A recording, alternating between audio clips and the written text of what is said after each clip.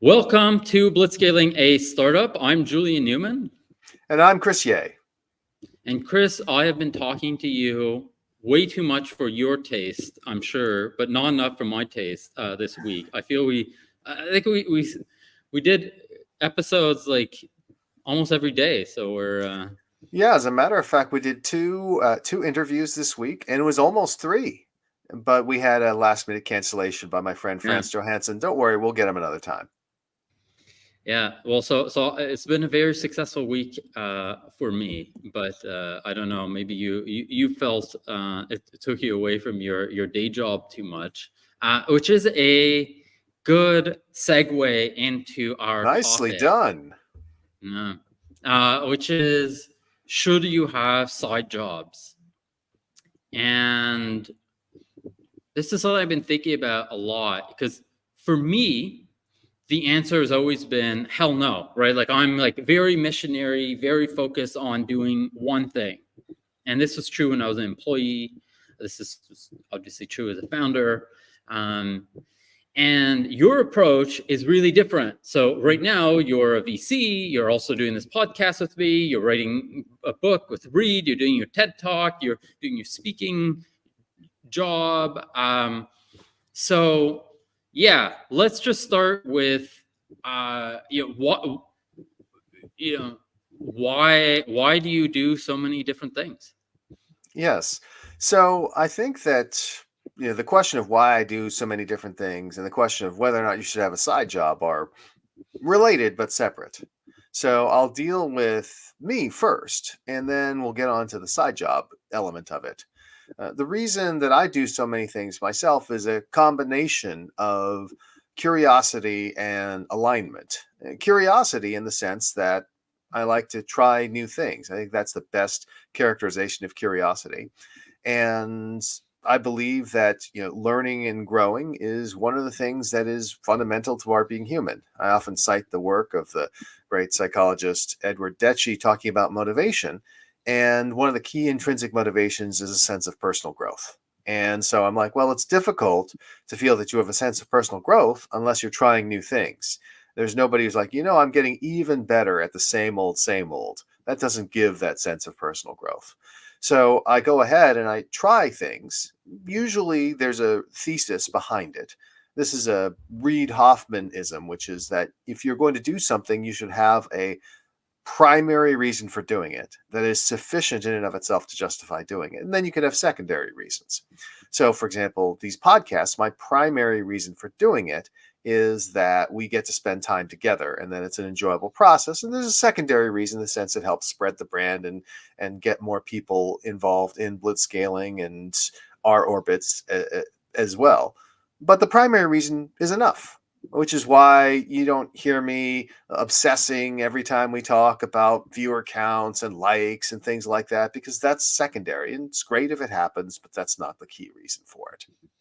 So that's why I end up doing things, because they're interesting to me and because there is a sufficient primary reason for me to do them. Now, the alignment comes into play because what I try to do is I try as much as possible to align things so that these different activities, even though they seem unrelated, are actually helpful in terms of the overall arc of my life. And so, you mentioned, for example, I'm like, oh, you're a venture capitalist and you write books and you go around the world speaking. The nice thing is they all work together. Of course, each of those things has to be sufficient in and of itself to justify doing it, but then they interact with each other. So I'm actually surprised that there are not more venture capitalists who do this. If you're a venture capitalist, your job is to meet entrepreneurs and meet limited partners who can invest in you and to develop those relationships and make those deals happen. Now, one way to do them, which is sort of the traditional way, is to go to have lots and lots of meetings. And yeah, you can make that work. It's a lot of brute force. I remember one friend of mine who's a very successful venture capitalist told me he had to do 400 meetings, fly around 400 places in order to raise a fund. It was very successful. But I'm like, that doesn't seem very effective. In fact, what I believe is far more effective is for me to go to other parts of the world where people have conveniently already done the work of gathering together all the people I need to reach. And conveniently enough, will put me on stage in front of those people. And so now instead of doing a large number of one-on-one meetings, I could do a much smaller number of high-profile speaking engagements and achieve the same or better results. And so that's why these things are well aligned. Speaking helps drive investing, helps drive books, helps drive all of these things, and vice versa. So they all reinforce each other. So in some ways, you could find people who have side jobs where those side jobs reinforce each other. It's very different if the side jobs do not. So if I said, you know what, I'm going to pick up a side job as an Uber driver, it's not as clear. I could make an argument, hey, maybe I'll pick up entrepreneurs and investors when I'm driving around, but I'm not sure that that is necessarily an effective way of doing that. So I think the calculus for that would be different. Okay. What about money? Mhm. So my understanding of how funds are structured is when you start a new VC fund, you're not paid a ton of, cash. That's right. Until you've delivered results and you have like more assets under management, blah, blah. So presumably being able to, like, the reason you're able to do this job that's not paying you a lot of cash is that you have another job, presumably it's your speaking job, where you are earning enough money to get by, and that enables you to take these, more long-tailed opportunities. Yes. So Yeah. this is one of the things that people don't necessarily realize about venture capital, which is if you want to start a new venture capital firm, you have to spend a whole period of time where you make no money in order to do it. This is one of the reasons why venture capital is somewhat inaccessible to folks, because you have to already have some money or some means of support in order to get into it. That's why so many people instead prefer to join an existing firm, because that existing firm already has management fees, already have streams of revenue, and can afford to pay you. And it's a lot easier. But of course, it's not yours. And you're an employee, albeit one that is compensated and brought into the partnership. And most venture firms, they're not equal partnerships. I think the only one that has been very prominent about always being an equal partnership is Benchmark Partners. But almost all other venture firms, the partnerships are not equal. And so somebody who's brought in as a partner, they may make much, much, much, much less than the people who actually started the firm or are running the firm. So one of the things about the way I do things is that it is actually not just from a standpoint of making money, but actually from a standpoint of saving money. So for investing, if you're a venture capitalist, you want to start a new firm, not only do you have to support yourself while you're trying to raise money, but you also have to pay for a bunch of travel to go around the world and meet these folks. And I was told before I began the process of raising a fund, well, you better have at least $100,000 saved up in addition to your living expenses to pay for all the travel and things that will be required. Now, fortunately for me, I ended up fundraising during a pandemic. So for Fund One, most of that fundraising was done via Zoom for a cost of $10 a month, which was great. Post the acute stage of the pandemic, after vaccinations had occurred and everyone could travel around the world, I'm traveling a lot, and there's a lot of travel expense associated with it. But because of my status as a speaker, typically someone else is paying. And in many cases, I'm actually getting paid to go and do things that will be helpful to me. So I often tell limited partners that they're getting a great deal when they invest in us, because unlike almost every other venture firm in the world, the fundraising is not a giant drag on our returns. Rather, somebody else is paying for those costs. Okay, so like I think that the main benefit, like there are a bunch of different benefits. So it's like, you just outline one, gives you like financial freedom, take more risks, stuff like that. But the main benefit I feel is you can get like by doing complementary things or things that are aligned, you can create tremendous value in a way that wouldn't be possible otherwise. So for example, for you, because you're a famous author, the limited partners will want to meet you And actually, when I've made introductions to people who are wealthy, they're really happy to meet you because they've heard of your book, for example. So just like you can get access to people that you would otherwise not get access to, who can invest in your fund, and that like even if you were hyper focused on your fund, this one thing, actually that would be detrimental. So it's kind of like, if things are aligned, then they kind of come together in a way that is just exponentially better for your main activity.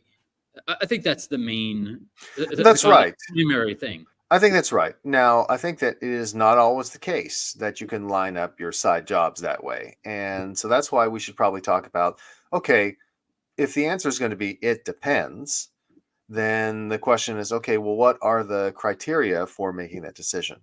And I think you touched on one of them, which is money. So clearly, entrepreneurs oftentimes get no money from their startup, especially when they're bootstrapping it. And they may need to find some way to support themselves during that time. One way is to be rich, another way is to have a spouse that earns money. But the third way is to say, well, I'm going to have to get a side job to be able to pay the bills while this is going on. And it's absolutely true that, I've run into Uber drivers who are also entrepreneurs, or Uber drivers who are doing various other things to pay their costs while they're doing the work on the side. I think the highest end example of this is I have an entrepreneur who I'm an advisor for, an investor in, who does some very high level work for Google to pay the bills. Well, that's very nice if you can have it. But for other people, it might be something that's less prestigious, but still important in order for them to support themselves. So there's the money, and that is not inconsequential, right? As you know, you can have all the paper wealth in the world in this startup that you've begun. You can't just give that to your landlord in order to pay for your rent, or very unlikely that you will. So there's the money. But then there's the other question of, okay, well, does this in some way still produce some other benefit that's non-monetary? In my case, because of the alignment, it's relatively simple. But there are some general ways in which a side job can help you. The first is in terms of developing relationships. Is this causing you to develop relationships that are helpful to your main goal of starting the company? And this may range from the vaguely so, like I mentioned, the Uber driver example, to something that's far more useful. So, for example, let's say your side job was helping to organize a conference for rich people. That seems like it's something that would be very handy. I have one friend who's extremely well connected in the world of the ultra wealthy because he had a side job as a contractor for the Gates Foundation, working with getting people to pledge billions of dollars. So it's a funny sort of thing, but if you can find a side job that provides those additional benefits, that's great. And again, it will range from the slight benefit of being an Uber driver to a much greater benefit of helping the Gates Foundation wrangle billionaires, but it's going to sit somewhere in that continuum. The final thing is there is a concept from the world of sport called cross training. You probably heard about this. It was very big in the 1980s and 90s. And it's still something that people do today, which is to say, if you want to be the greatest basketball player in the world, you don't just practice basketball all the time. If you want to be the greatest soccer or football player in the world, you don't just practice soccer or football all the time. It's actually the case that different activities which exercise different muscles and help give you a break from the grind of practice and give you, new insights, those can be very helpful as well. One of the people I mentioned earlier, Franz Johansson, who we were going to interview, wrote a book called The Medici Effect, which says that a lot of innovation comes from the intersection of different disciplines. That's the cross-training principle. So, for example, a number of years ago, there was a very famous NBA player named Steve Nash, Canadian, as a matter of fact. Steve Nash was a two-time MVP in the NBA, will no doubt be in the Hall of Fame someday. But he played basketball, but because he was not American, he also was a big football player, that is to say, soccer. And many people drew a direct link between the fluidity of the game of soccer, the beautiful game, and the way that he orchestrated offenses in the National Basketball Association. So that was an example of cross training that was effective. So, you might do something like, oh, I'm normally coding, but my other side job, I'm actually a sous chef, or I'm a wilderness guide, or something like that, where it's exercising a completely different part of you that may also help you to take a step back from the problems that you're trying to solve and drive innovation. You may say, oh, well, if I think about how we rock climb, maybe this is relevant. Or maybe just while you're rock climbing and leading a bunch of tourists, the thought comes into your mind. You're like, got to remember that one because this is a breakthrough. So both you and I are essentially entrepreneurs at this point. I mean, you running a venture capital fund is you're essentially an entrepreneur. So we have a lot of like one of the benefits being an entrepreneur is you have a lot of agency, right? Like you're in control of things. You're not, you're empowered to do anything. You're like there are bad sides to it, but there's something just very disempowering about having a job. And I remember, the 2 years where I had a normal job working in a bank. It was a really cool job, but I hated it because I felt it was so disempowering. And I think that was in large part because I was spoiled from having worked in a job that was super empowering, straight out the gate. But so maybe I felt it more than others, but I think everybody kind of feels that from having a job, which is like there's this kind of psychological sort of badness that happens to you from working in and the larger the organization, the more horrible it gets. And I'm thinking for you back when you started doing this, was there a kind of like psychological component and a kind of like mental well-being element to it where it's just like enabled you to exercise this entrepreneurialness within you while you're still working as a VP marketing for someone else? Yeah, so I think that, my case is somewhat unusual. So I began working at DE Shaw within startup projects that were relatively small. So, for example, my phone number extension was 20 because I was the 20th person in the Cambridge, Massachusetts office. That's very different. Even though DE Shaw, which has a lot of Google-like characteristics, even though DE Shaw was a 500 to 1,000 person organization. By the time I got there, I was working as a part of a small office, as part of a smaller team. And so I really had more of a traditional startup experience, albeit a much better paid one than most people in startups at the time. And so I never had to deal with the extreme version of working for a large company. I will say that over the course of time at DE Shaw, we did have various other folks who got put in charge of the project that I was working on. And I did not think that they were good leaders. And that was challenging because I was like, these people don't know what they're doing. And they are making decisions I know are wrong, but I have no ability to stop this. And, there are different ways that you can do this. My approach was to say, well, I will lead an internal resistance and try to get us to where we need to go as best we can, even given the handicap of this current leadership regime. But that was also something that helped convince me that I should leave, which is why I left and went to Harvard Business School. I think that if you're in a situation where it really is corrosive, or you feel like you have to work for people who don't know what they're doing and that your efforts are going to be wasted because no matter how good you are, the company's going to take the wrong direction, get out. There's nothing wrong with that. But, you mentioned other things, like, for example, working as a head of marketing for various companies, which is how I supported myself for many years before I became an author. And in the case of being a head of marketing, it was always the case that, I was a head of marketing. I had an official job. I had a certain salary and stock options and things like that. But I was always, in those cases, brought in by the CEO and had a special personal relationship with the CEO as both a VP of marketing and a consigliere, and somebody who had status within the organization and outside the organization, independent of the organization. So it was relatively easier for me to say, hey, this is just a part of what I do, as opposed to saying this is everything to me and this is how I derive my identity. And I think that that's a broader point that doesn't just cover side jobs, but just any work in general. You are not your job. That is not your identity. You are completely separate from that. There will be ups and downs in your professional career. But what you need to do is you need to find fulfillment outside of your career as well. Yes, you should seek fulfillment within your career, but do not make it the only thing that matters in your life. Okay, I'm gonna kind of like push this a little bit further and say, if there are all these benefits to having a side job, why would I not encourage my employees that do that? Right. So let's say if I and why would I not, like, so let's say in the Alliance, right, which is a book you wrote, you had the Statement of Alliance, and why isn't it part of the Statement of Alliance that I, as an employer, am going to encourage you to get and help you get well aligned with what you're doing, side jobs, or maybe it should be, I don't know.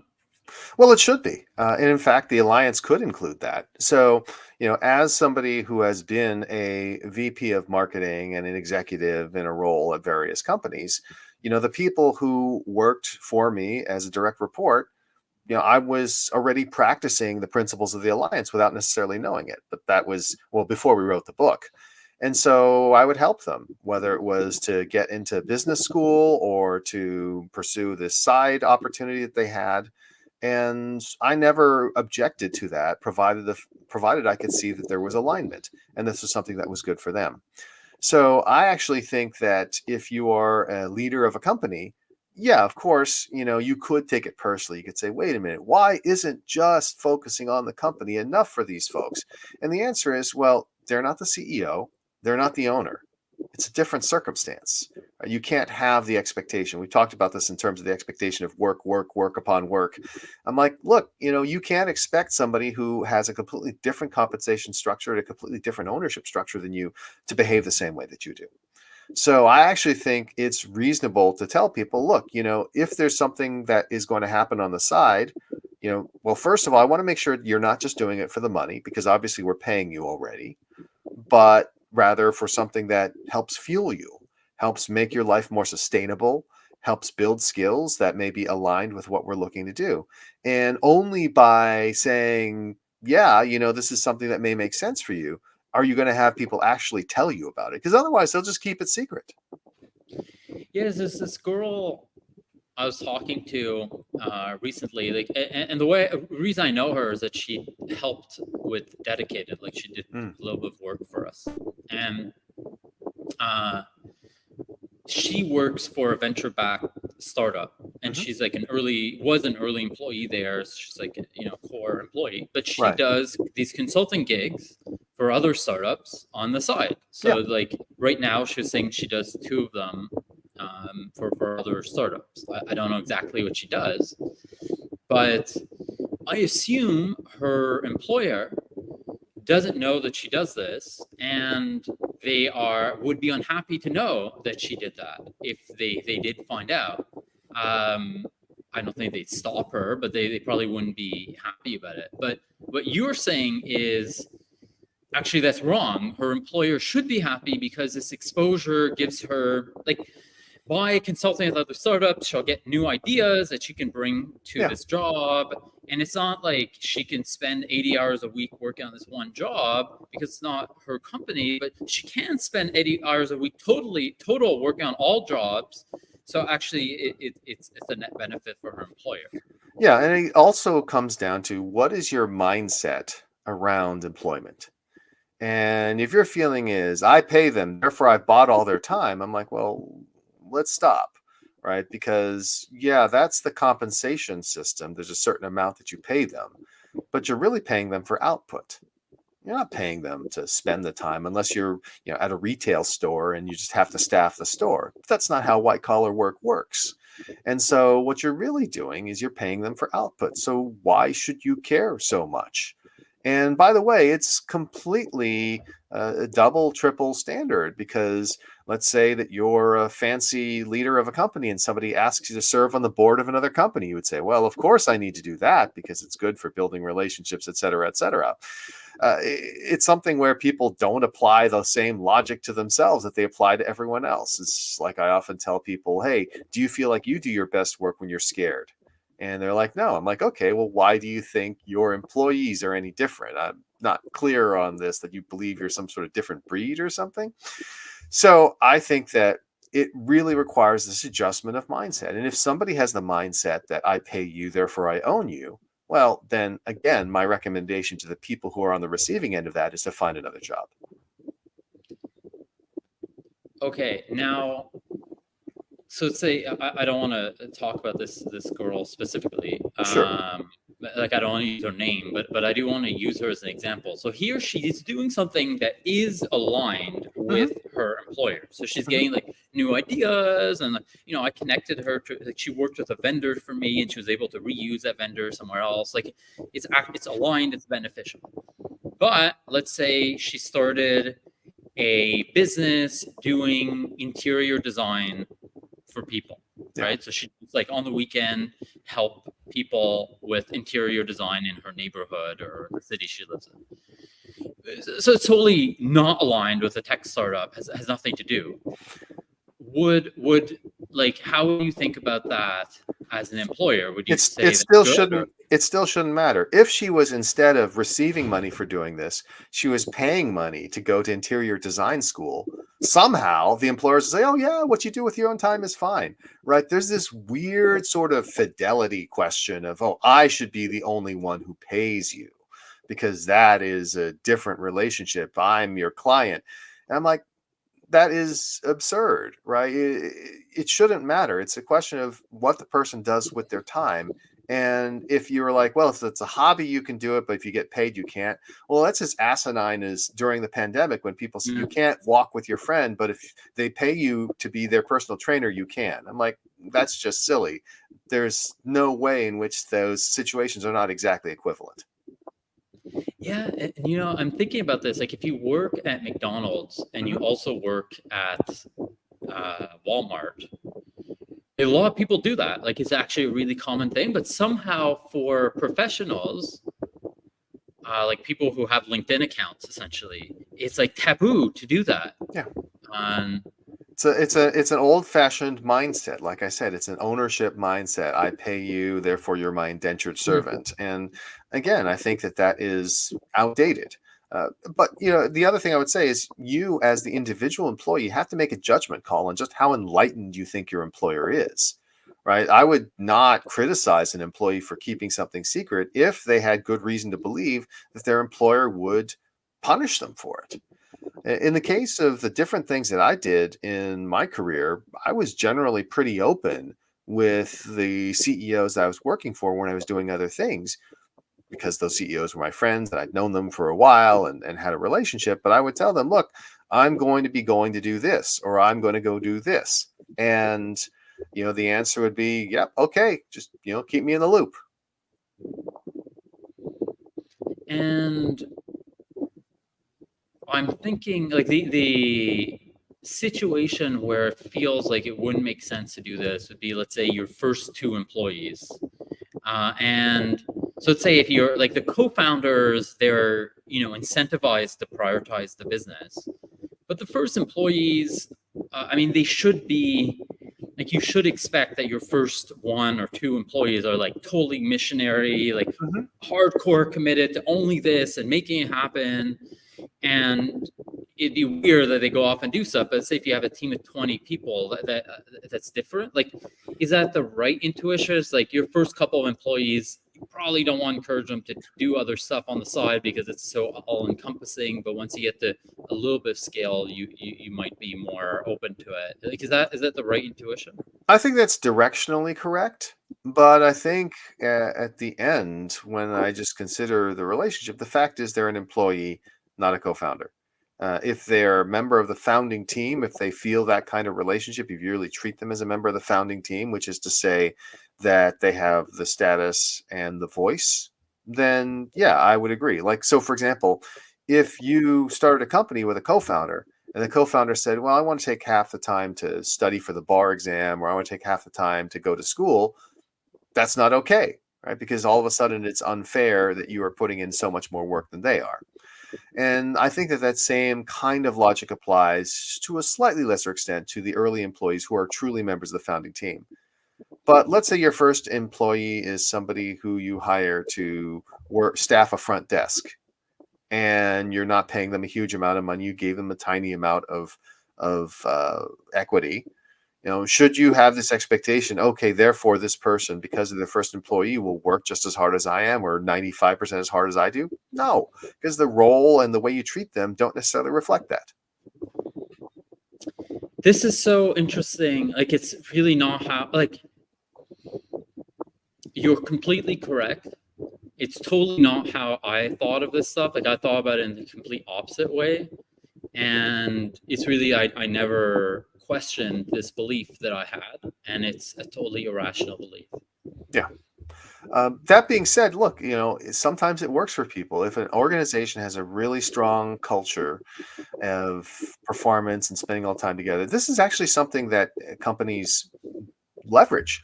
I remember speaking with a gentleman who was a very high level executive at salesforce.com. He described how they bring in these young people and bring them into the sales organization, and they're all together with each other all the time. And eventually the company becomes their social life as well as everything else. He had some very colorful terms I will not repeat here to describe what it was like, but suffice to say, they found a way to tap into. We're bringing people in fresh out of college. They're a little unmoored. We can make this company their entire life, or a chunk of their life.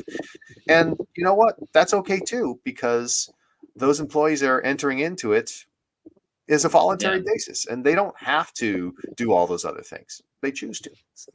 Yeah, so it's not like a blanket thing. Like, it depends on the culture. If you have a super missionary culture, like I know PayPal had, like, famously, they would pay people extra money to, like, a lot of extra money to live within like 3-minute walk of the office, because they Right. wanted people to, like, essentially just live at the office and, like, see their colleagues all the time. Very similar to what you're just describing here. And if you have that type of culture and you're, like, intentionally building that type of culture, maybe you want to be explicit that you say, hey, I don't want you to have side jobs. Right. But And there's a simple way to do that. Like, for example, at DE Shaw, where I worked, the company had a policy, which was intentional, of paying for dinner. Right? yeah, Every day, the company would pay for dinner for all these employees. Well, guess what? When you're a single guy, most of us were guys, and you're young and you have a small apartment somewhere, well, would you rather go back to that small apartment and find some way to feed yourself, or would you rather stay at the company with your coworkers, keep working, have dinner, chat, enjoy yourselves, and go back, work another hour, then head home? I mean, we worked such long hours in part because the company made it attractive to work those long hours. They didn't yeah. have to force us to work those long hours. They got us to do it voluntarily. The total opposite of the WeWork where I'm at now. They turn off the AC at 5 p.m. So they're pretty much telling you to get out. They're not Which is serving a why startup you will market. notice there's never anybody there. Okay, Chris, you have to run. So Yes. it's been super insightful. Thank you for the time. Thank you for everyone who listened. And of course, subscribe to this channel. Follow us on LinkedIn so that you can see our amazing live stream with these interesting guests that we were talking about. Yes, and I'm afraid we will not be able to do this next week because I will be on a plane home from Dubai. But I believe we'll be able to pick it up the following week. Yes, we will, because I'm not leaving for Tokyo until that Saturday. So we'll be able to pick this up in 2 weeks, and I will look forward to seeing you then. See you in 2 weeks, Chris. Bye, Julian.